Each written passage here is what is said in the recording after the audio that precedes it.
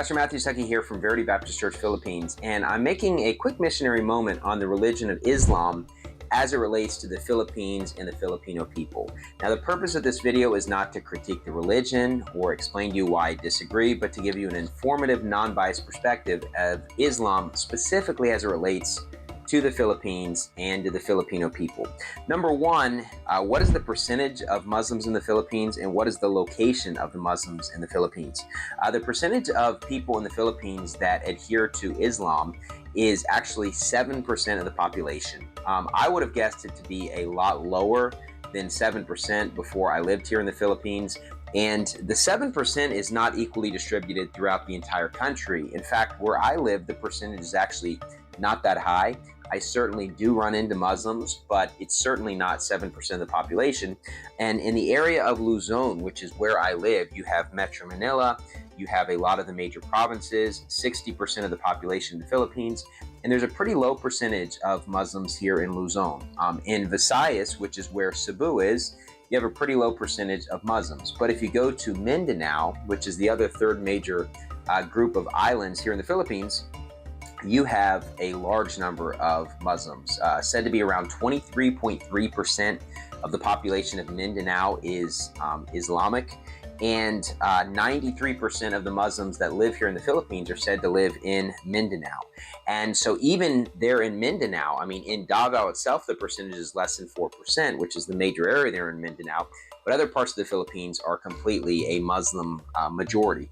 And so most of the Muslims here in the Philippines follow the religion of Sunni as opposed to Shia.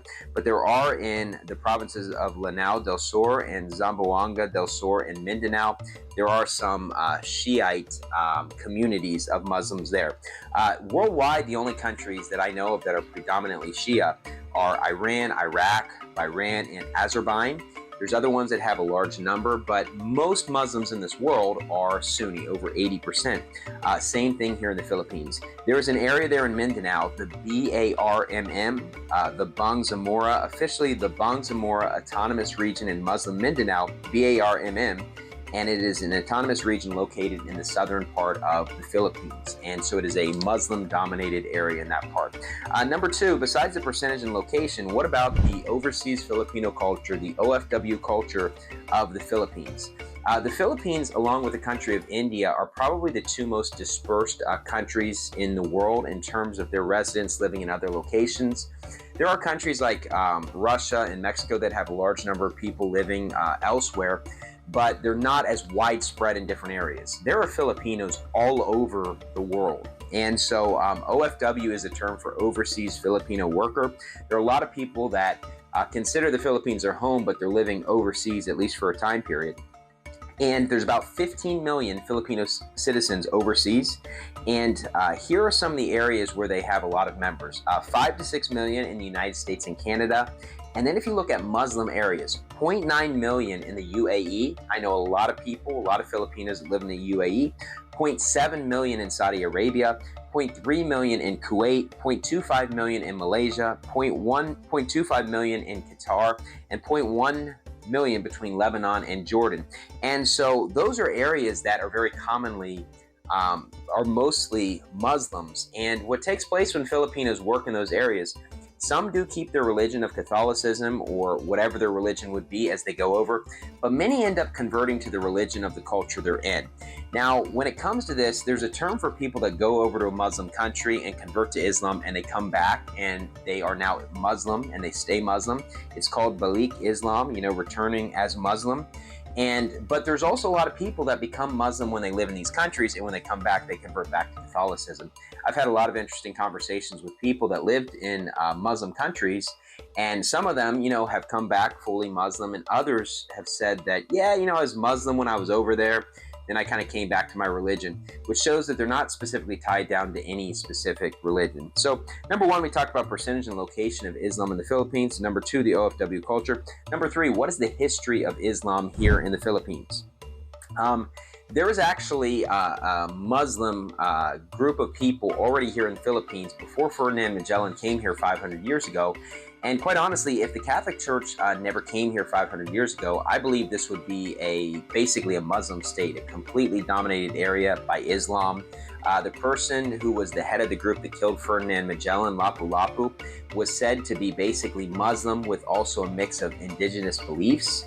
And what has taken place is the indigenous beliefs here in the Philippines are still around. The majority of people don't really have Muslim beliefs unless they actually are Muslim, although the indigenous beliefs are very widespread. But I do believe that this country would be Islamic if Ferdinand Magellan, the Catholic Church, had never come here.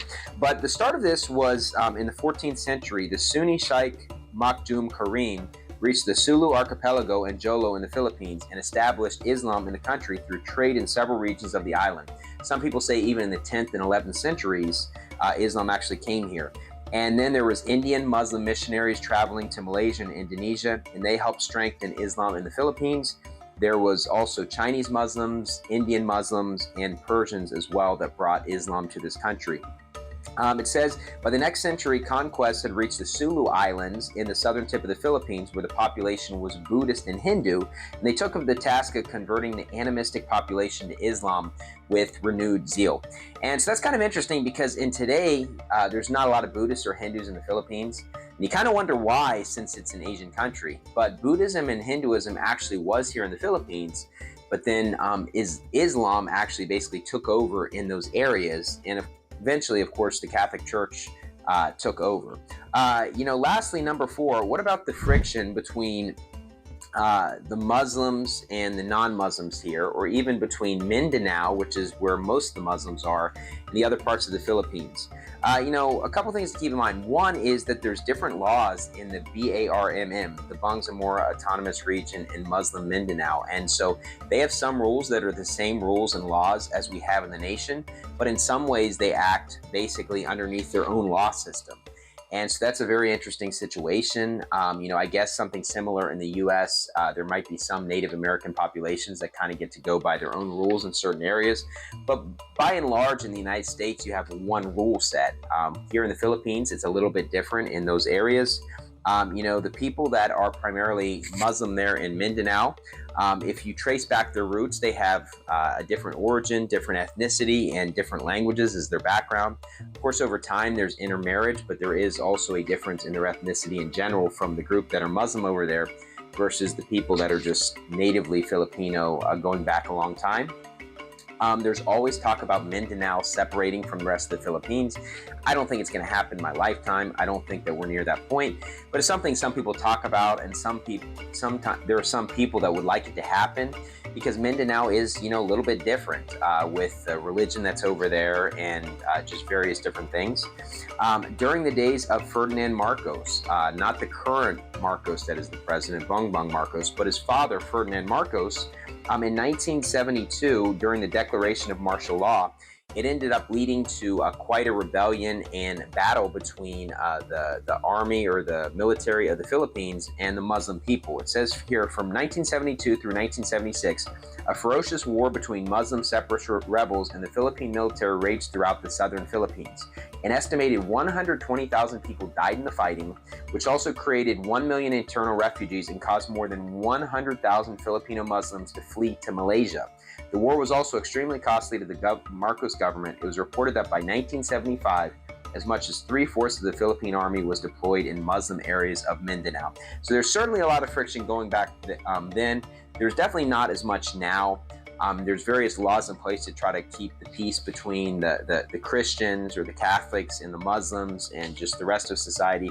But it is a very interesting situation. Now, from my experience, I have definitely run into Muslims as I've gone out soul winning and just gone about my routine and everything.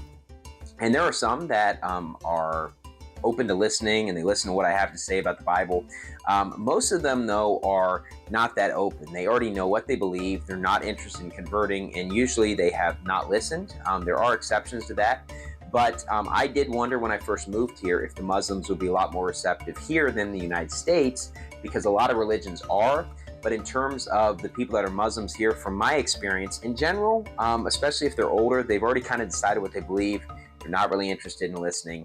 And so it is an interesting situation that the Philippines has a variety of different religions, and there actually is 7% of this country actually follows the religion of Islam. Anyways, thank you and God bless.